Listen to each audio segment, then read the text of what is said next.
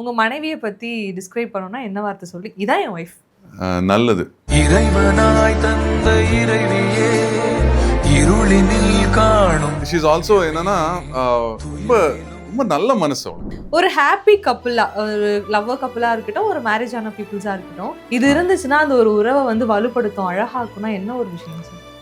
இல்ல ஒரு ரிலேஷன்ஷிப்குள்ள 2 பேருக்குள்ள ஒரு ஈகோ இருக்கணும். ஆனா யாரு சண்டை போட்டா சாரி கேப்பா ஃபர்ஸ்ட்? 2 பேரும். இதுல வந்து ஒரு பாரபட்சமே இல்ல. ஆமா. நீங்க உங்க மனைவிக்கு டெடிகேட் பண்ணி ஏதாவது ஒரு பாடல் பாடியிருக்கீங்களா? பாடி காட்டுங்க. என்னவளே அடி என்னவளே எந்த இதயத்தை தொலைத்து விட்டேன். எந்த இடம் அது தொலைந்த இடம், அந்த இடத்தையும் மறந்து விட்டேன். சார், வேதா எவ்வளோ ஸ்பெஷல்? எப்படி வார்த்தையால எப்படி சொல்றது? ஷீஸ் ஒரு சன் அண்ட் மூன் மாதிரி. ஒரு 2 பேரும். ஆனந்த யாழை மீட்டுகிறாய். My wife and my child are like my sun and moon in my life. என் மனசுக்குள்ள அப்படி ஒரு வந்து மொத்தமா பட்டா போட்டு வாங்கி உட்காந்துட்டாங்க 2 பேரும்.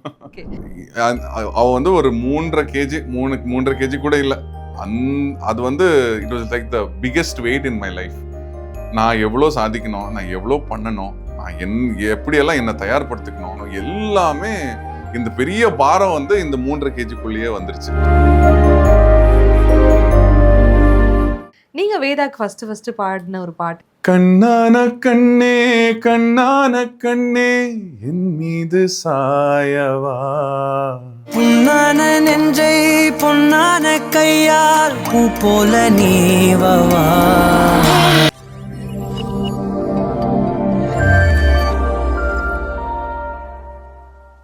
ஆக்சுவலா நீங்க பிறந்தது வளர்ந்தது எல்லாமே வந்து பெங்களூர், கர்நாடகா, அங்கதான் இல்லையா? தமிழ் இண்டஸ்ட்ரிக்குள்ள ஒன்ஸ் நடிக்க வரவங்கிறப்ப அந்த லாங்குவேஜ் பேரியர் ஒரு மிகப்பெரிய ஒரு பிரச்சனையா இருக்கு. நீங்க அதை ஃபேஸ் பண்ணிருக்கீங்களா? வந்த புதுசுல எனக்கு தமிழ் சுத்தமா தெரியாது. ஆனா தமிழ் கத்துக்கணும் கண்டிப்பா. இது ஒரு ஒரு இடைஞ்சலா இருக்கும். இடைஞ்சல் இல்லைன்னு சொல்ல, ஒரு ஆப்ஸ்டிக்கலா இருக்கும். அதை தாண்டி போகணும் அப்படின்னு ஒரு ரியாலிட்டி செக் எனக்கு முன்னாடி இருந்தது. கண்டிப்பா அது கத்துக்கணும், கஷ்டமா தான் இருக்கும், நீ அதை எப்படியாவது கத்துக்கணும் அப்படின்னு அந்த மனப்பான்மையோட நான் வந்தேன். பட் நான் கத்துக்க ஆரம்பிச்ச உடனே எனக்கு தமிழ் ரொம்ப பிடிக்க ஆரம்பிச்சிருச்சு. தமிழ் மக்கள், தமிழ் கலாச்சாரம், தமிழ் பாஷை எல்லாமே எனக்கு பிடிச்சிச்சு. ஸோ நான் ரொம்ப ரசிச்சு தான் கத்துக்கிட்டேன். ரொம்ப விரும்பி கத்துக்கிட்டேன். ஓகே, லவ் பண்ணி ஒரு விஷயத்தை கத்துக்கும் போது அது ஈஸியா தான் ஃபீல் ஆகும். ஆமா, ஆக்சுவலா அந்த கல்யாண முதல் காதல் தான் உங்களுடைய ஃபர்ஸ்ட் தமிழ். அதுதான். ஆமா, அதுதான் ஃபர்ஸ்ட். அப்போ வந்து இந்த சீன் எல்லாம் வந்து பக்கம், ஏன்னா வந்து படம் அப்படின்னு எடுத்துக்கும் பொழுது கம்மியான போர்ஷன்ஸ் தான் இருக்கும். சீரியல்லாம் காலையில இருந்து இரவு வரைக்குமே அவ்வளோ டேக்ஸ் எல்லாம் போகும் இல்லையா? அப்போ நீங்க அதுவும் புதுசுன்றப்போ லாங்குவேஜும் நமக்கு தெரியல, அப்பதான் லேர்னிங் ப்ராசஸ்ல இருக்கும். சொதப்பின மூமெண்ட்லாம் ஏதாவது இருக்கா? ஒரு ஃபன்னியான கண்டிப்பா ஏதாவது? சத்தியமா. ஸோ பேசிக்கலி டிவியில் உங்களுக்கு தெரியுமா தெரியல, பட் மோஸ்ட்லி ஆடியன்ஸுக்கு தெரியாது தட் நிறைய பேர் ப்ராம்ப்ட் எடுப்பாங்க. ஸோ ஆக்டர்ஸ் எல்லாரும் ஆல்மோஸ்ட் பெரும்பாலும் 90-95% ப்ராம்ப்ட் எடுப்பாங்க. பட் எனக்கு என்னன்னா ஒரு பிடிவாதம், நான் வந்து ப்ராம்ப்ட் எடுக்கவே கூடாது. அந்த பிடிவாதத்தை நான் கடைசி வரைக்கும் நான் கடைப்பிடிச்சேன். ஆமா. ஸோ அப்போ நான் புதுசா வந்த இதுலயும் எனக்கு தமிழே தெரியாது. தமிழ் படிக்க நான் கத்துக்கிட்டேன். அந்த டைம்குள்ள நான் படிக்க கத்துக்கிட்டேன். பட் இருந்தாலும் பேசுறதுக்கு நான் ரொம்ப கஷ்டப்படுவேன். ஏதாவது கொஞ்சம் இந்த மாதிரி யோசிச்சு இன்னும் ஏதாவது ஒரு வார்த்தை வந்து தேடி தான் நான் பேசுவேன். பேசும்போது நான் ப்ராம்ப்ட் சொன்னாலும் நான் மறந்துடுவேன் டைலாக். ஸோ பட் நான் சில டைம்ல நான் வந்து கொஞ்சம் லென்த்தான ஒரு டைலாக் இருந்தால் நான் கஷ்டப்பட்டு அது மனப்பாடம் பண்ணாலும் சில சமயம் ரொம்ப டேக்கு போகும். டைரக்டர் பயங்கர டென்ஷன் ஆவாரு, ஏன்டா ப்ராம்ப்ட் எடுத்து தொலையேண்டா அப்படின்னு சொல்லி ஒரு தாய்முத்து செல்வம் சார், அவர் வந்து என்ன நிறைய திட்டிருக்காரு. பட் சார் வேணாம் சார், எனக்கு வரல சார், ப்ராம்ப்ட் எடுத்தாலும் வர மாட்டேங்குது சார் அப்படின்னு சொன்னாலும் அவர் வந்து கொஞ்சம் டைம் கொடுப்பாரு. பட் சில சமயம் இந்த மாதிரி டேக் அதிகமா போகும். பட் எல்லாரும் கொஞ்சம் பொறுமையா தான் சரி இவனை வந்து ஹீரோவை போட்டாச்சு, எப்படியாவது முயற்சியே ஆகணும் அப்படின்னு சொல்லி ஒரு but most of the time very very supportive. ஆனா சொன்னேன் எல்லார்கிட்டயும் போய் மேடம் அந்த குயிலி மேம் கிட்ட போய் ஏன் மேம் இது இது இப்படிதான் சொல்லணுமா, இதோட இன்டர்நேஷன் எப்படி இருக்கு, ஐயோ விட்றா டே அப்படின்னு சொல்றாலும் பட் எல்லாரும் ரொம்ப பொறுமையா தான் எனக்கு சொல்லி கொடுத்தாங்க. அதுல வந்து நிறைய அந்த சீரியல் முழுக்கவே நிறைய எமோஷனான அந்த குழந்தை கதாபாத்திரமா இருக்கட்டும், பிரியா பவானி சங்கர் இந்த மாதிரியான விஷயங்களுக்கு நிஜமாவே ஒரு சீன் நடிக்கும்போது எமோஷனல் ஆகி கண் கலங்குன ஏதாவது ஒரு சீன் எல்லாம் இருக்கா? கண்டிப்பா. ஐயோ எஸ்பெஷலி நிவாசினியோட நடிக்கும்போது, பூஜா அந்த பாப்பாவோட நடிக்கும்போது அந்த பொண்ணுக்கு இருக்கிற ஒரு எக்ஸ்பிரஷன் இருக்குல்ல, அது வந்து அப்போவே அது எப்படி அந்த சின்ன வயசுல அவ்வளோ நடிப்பு திறமை. பிகாஸ் நடிக்கணும்னா அட்லீஸ்ட் ஒரு ஆர்டிஸ்டிக் எக்ஸ்பிரஷன்னாலே வாழ்க்கைய கொஞ்சமாவது பார்த்துருக்கணும்.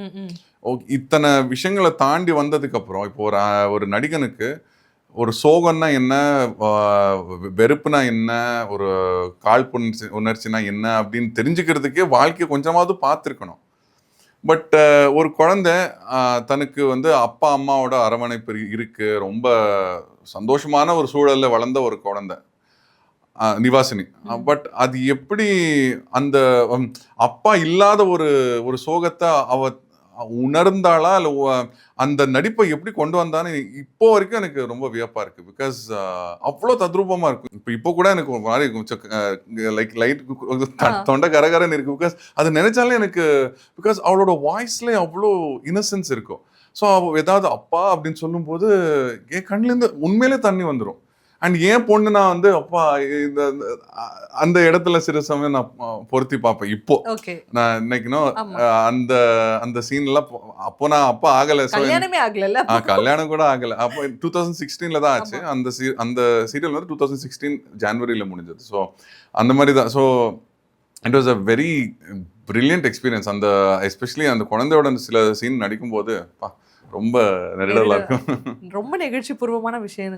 கண்டிப்பா கண்டிப்பா. சார் இப்போ வந்து இந்த மாதிரியான நிறைய விஷயங்கள்லாம் போயிட்டு இருக்கு சார். ஓப்பனா கேட்டுறேன் சார், உங்க சைட்ல இருந்து ஏதாவது சஸ்பென்ஸ் இருக்கா? பிக் பாஸ் வந்து ஆரம்பிக்க போறாங்க.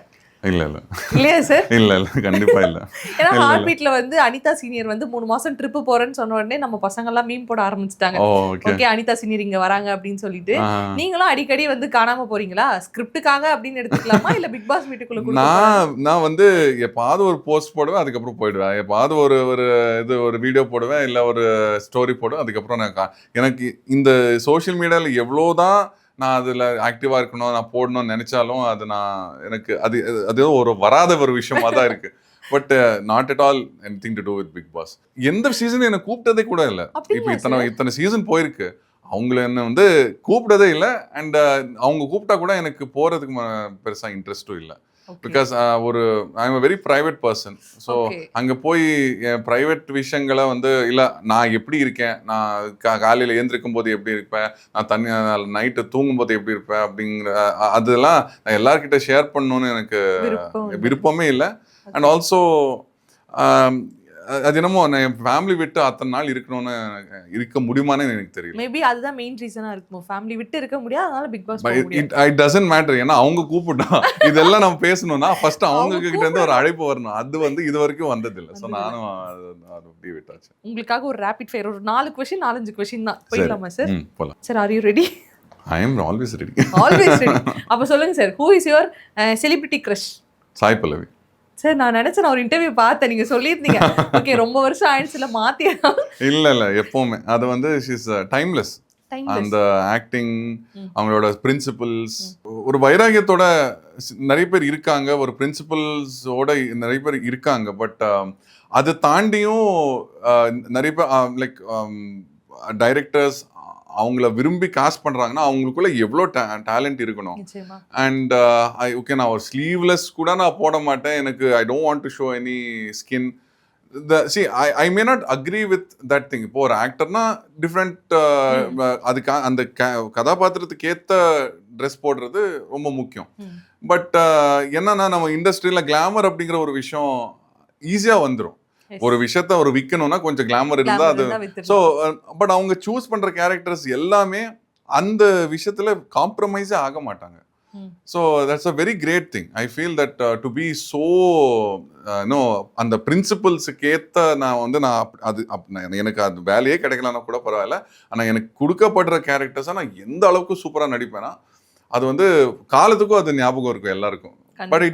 பட் நான் அந்த பிரின்சிபல்ஸ் நான் இறங்க மாட்டேன், நான் வந்து காம்ப்ரமைஸ் ஆக மாட்டேன். அது எவ்வளவு பெரிய விஷயம். குடும்பத்துக்குள்ள வந்து குழப்பத்தை உண்டாக்குறேன்னு நினைக்காதீங்க. சாய் பல்லவியா உங்க ஒய்ஃபா? என் ஒய்ஃப் தான். ஒய்ஃப் தான். சரி, okay sir. Who is your favourite Tamil actor? ஆக்சுவலாக எனக்கு MS பாஸ்கர் சாரும் ஊர்வஷி மேம் ரொம்ப பிடிக்கும். அண்ட் இத்தனை வருஷமா அவங்க ரொம்ப நல்ல நடிகர்கள் அப்படிங்கிறது எல்லாரும் மனசுலயும் இருக்கும். பட் கரெக்டா இந்த வருஷம் வந்து அவங்க 2 பேருக்கும் அதே ஒரே வருஷத்துல அங்கீகாரம் கொடுக்கப்பட்டிருக்கு. எனக்கு ரொம்ப சந்தோஷமா இருக்கு. பிகாஸ் 2 பேரும் வந்து நேஷனல் அவார்ட் ஜெயிச்சிருக்காங்க. And it is very very deserving. Both of them are brilliant actors. Your dream role? எனக்கு கிருஷ்ணர் வேஷம் போடணும்னு ரொம்ப ஆசை.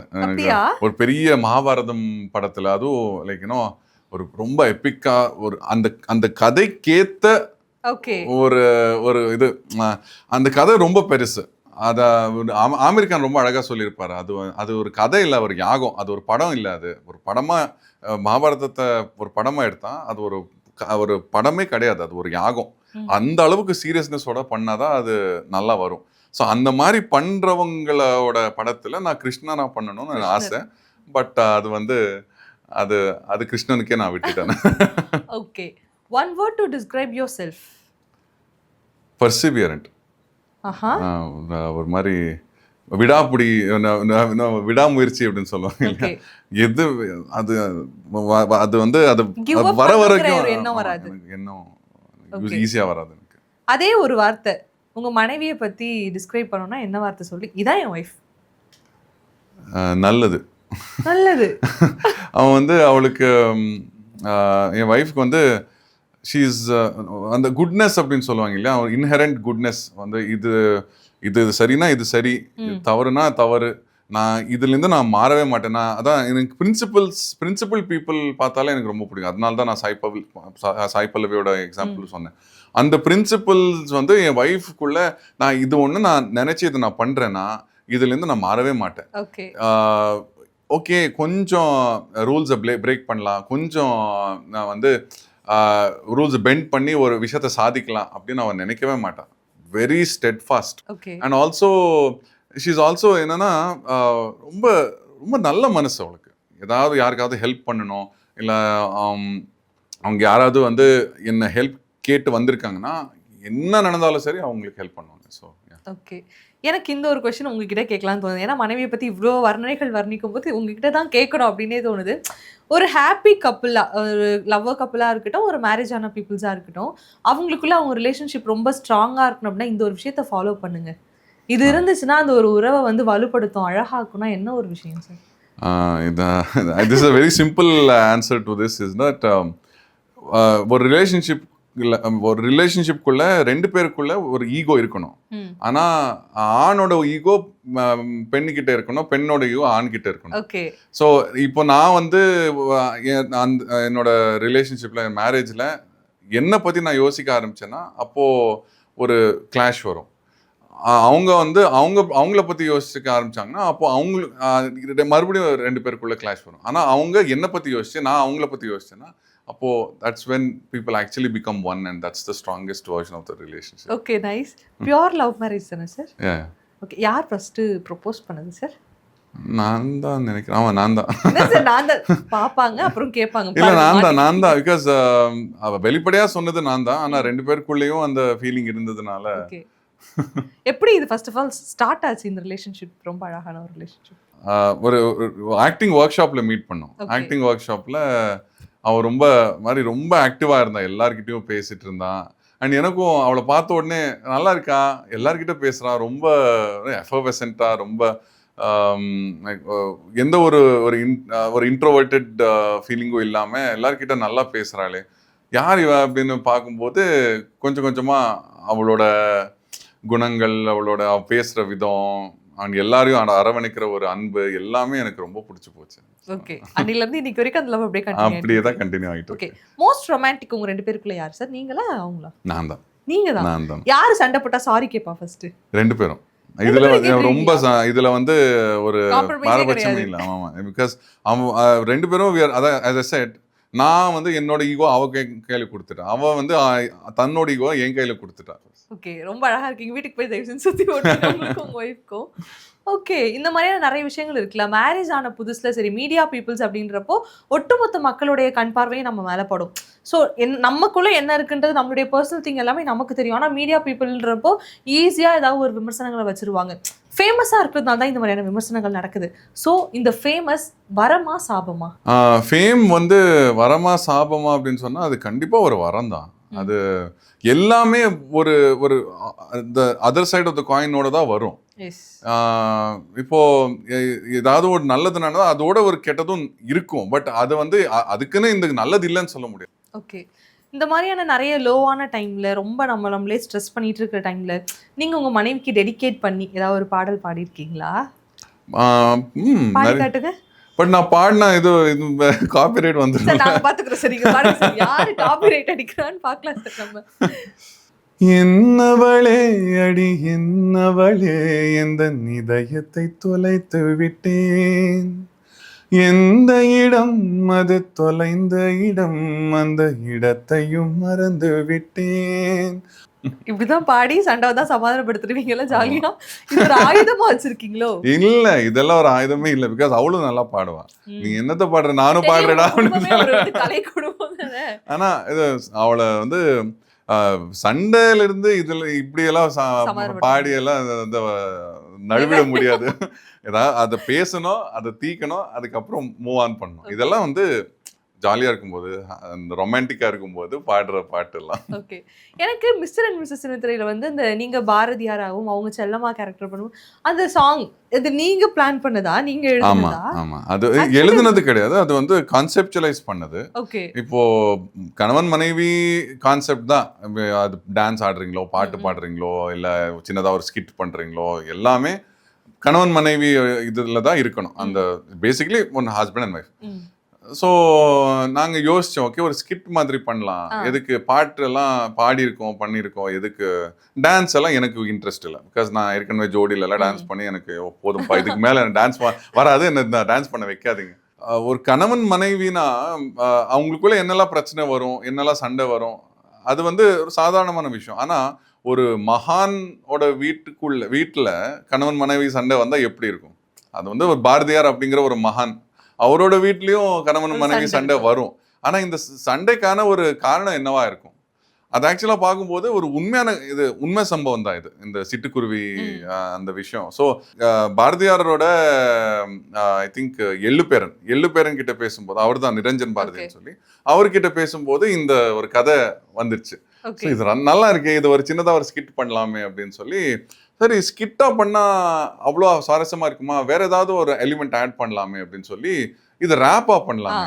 ஏன்னா ரேப் வந்து ஒரு ரெபெல்கான ஒரு எதிர்ப்புக்கான ஒரு மொழி.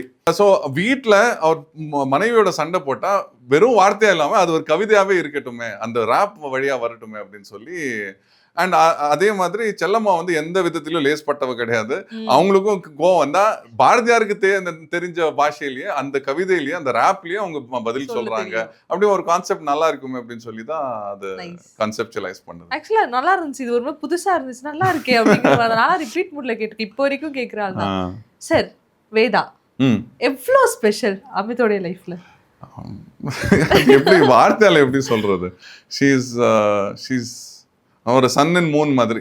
ஒரு ரெண்டு பேரும் like my wife and my child are like my sun and moon in my life. So அவங்க வந்து அது I can't say how important they are in my life. Because அவங்கள இல்லாமல் வந்து நான் யாரு, நான் என்ன அப்படின்னு ஒரு சின்னதாக ஒரு ஐடென்டிட்டி கிரைசிஸே வந்துடும். ஸ்ரீரஞ்சனியும் வேதாவும் என் வாழ்க்கையில் இல்லைன்னா நான் யாரு அப்படிங்கிற ஒரு ஃபீலிங், அப்படி ஒரு ஃபீலிங் இருக்கும். பிகாஸ் அவ்வளோ இடத்த ஆக்கிரமிச்சுட்டாங்க எனக்குள்ள, என் மனசுக்குள்ள. அப்படி ஒரு வந்து மொத்தமா பட்டா போட்டு வாங்கி உட்காந்துட்டாங்க ரெண்டு பேரும்.